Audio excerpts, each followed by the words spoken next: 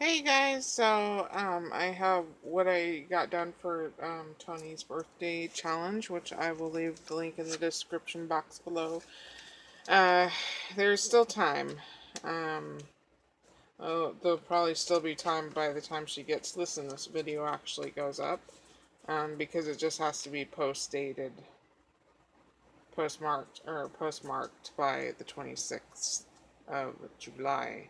So there's probably still time. But yeah, so I didn't make a card. I planned on it, but I pulled out some witch stickers. I was just too exhausted and uninspired, and if I'm not inspired to do something, I can't move forward. So a pre-made card that I found will be sent in. Sorry, Tony. It's just it just didn't happen. So anyways, I'll show you the challenge was to do a Memdex, but you could do um, uh, ATC if you, for whatever reason, couldn't do a Memdex and have a die, whatever. Here is my, it had to be sparkly, magical, um, have purple on it, and then also your favorite color, I think were the four requirements. So, I didn't know what to do, so I just did sea themed because, you know, it's magical, right? um, I was gonna do a silhouette stamp of a mermaid. I couldn't find one small enough, and so um, this was a Gina Marie die. Hopefully, it shows up. Okay, it's a filigree. Um,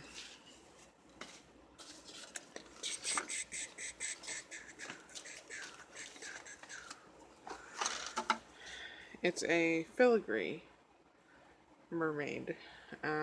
Don't know if she still has it or not. You can always go and check. I'll leave the link to Gina's store in the description box below if you want to go look. And then there's a blue coral. I believe that came from out of more glitter paper. Yeah. And then this kelpie or seaweedy looking dye. Um, also came from Timu. I just put ocean icons because it doesn't have a name. The sand I made using brown glitter, sealed that in. And the background paper I used, I had gotten this from Debra, and I thought it looked oceany and it had purple. Um, I have the mermaid lifting up a heart gemstone. And then I kind of squished these two gemmies in the glitter sand as if she's plucking it from the ocean floor and taking it to the top. And there's a little bit of red on this paper, so I thought I could sneak in a ruby. So it's probably a little bit hard to see on camera, but there it is. It's very shiny. And then the part I had to cut off the mermaid, I just glued her tail onto the back of it. So that was the Memdex, and then, please excuse the mess. You could also make some, hand sprayed or painted papers. So I did that. The first three I sprayed with, my Tim Holtz spray oxides that I had recently got, and then also a Prima color bloom spray. And so the first three papers I'm going to show you are used with that. It's like a blue, a purple, and then the color Prima color bloom is like a silver. I did spray both sides.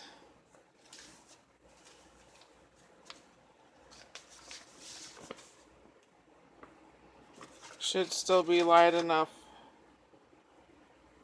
to write on.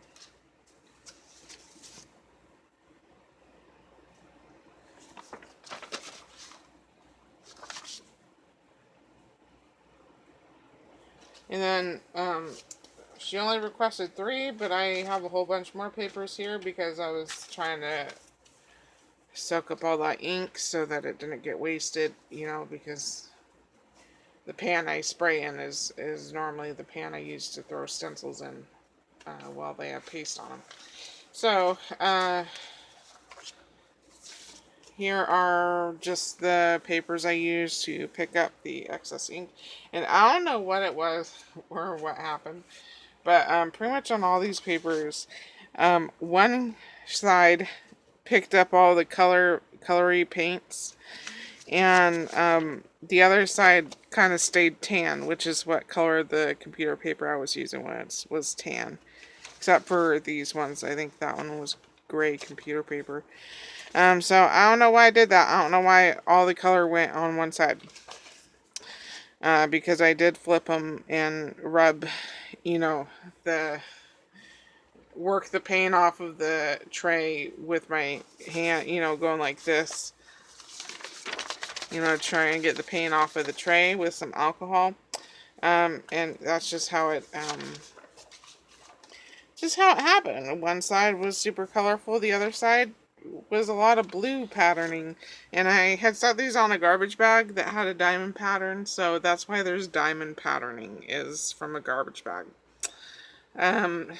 But I thought it looked cool, so anyways, long story long, some of these are more saturated than others. It just depends on how much paint was left in the tray that I was trying to soak up.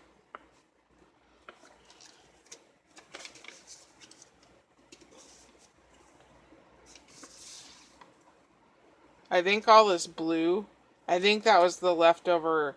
I think for whatever reason the papers were picking up the oxides first. And I think all this blue was from the Prima Color Bloom.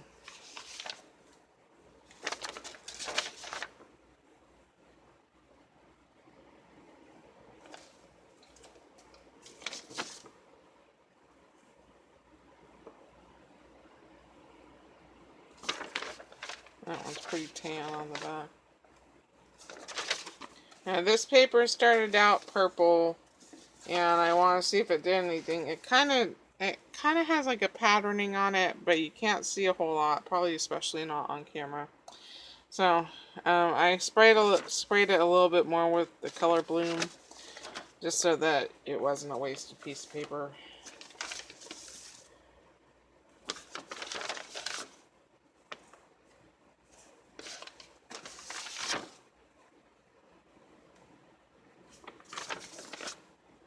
So I know these kind of came out a little bit purpley pink again, Toni. I'm sorry. It's just, you know, the more diluted the purple got, the more pink it turned. So, I guess don't keep them if you don't like them. This is the last sheet that I tried dyeing. And I was really scrubbing the tray, and so the fibers on this paper are a little bit broken up. But if it's a rustic junk journal, I don't think that really matters. So that is it. Thank you so much for watching. If you did, I'll leave the link to Toni's challenge in the description box below. You want to go check it out, show some support, and yeah, I hope you guys have a super awesome day. Adios.